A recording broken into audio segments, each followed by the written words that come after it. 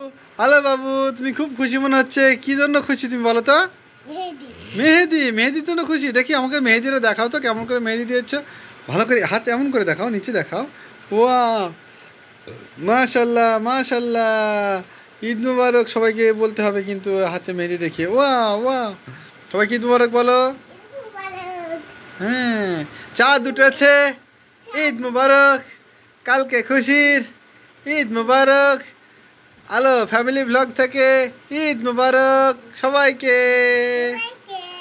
আল্লাহ হাফেজ, কাল সকালে দেখা হবে।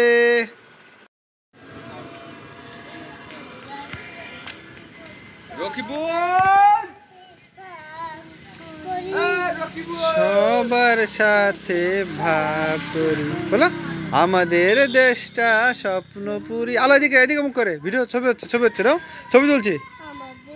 এই আজকে আজকে খুশির ঈদ এসেছে, এখানে এখানে এখানে দাঁড়ায়। হ্যাঁ, ঈদ এসেছে, সবাই মিলে ঈদ মুবারক সবাই বলো, ঈদ মুবারক। ওদিক দাঁড়া, ওদিক দাঁড়া, ওদিক দাঁড়া, এখানে এখানে এখানে। এই তো এই তো এই তো এই তো, এই সবাই বলো ঈদ মুবারক। আজকে খুশির ঈদ এসেছে।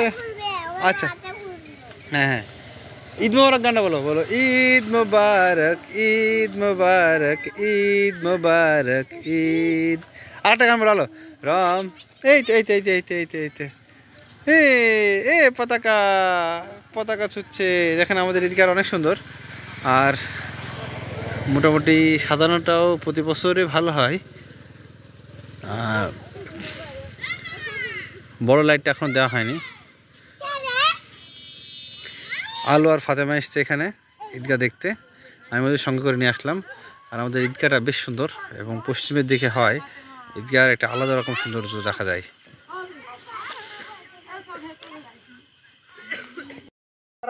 ঈদ মুবারক।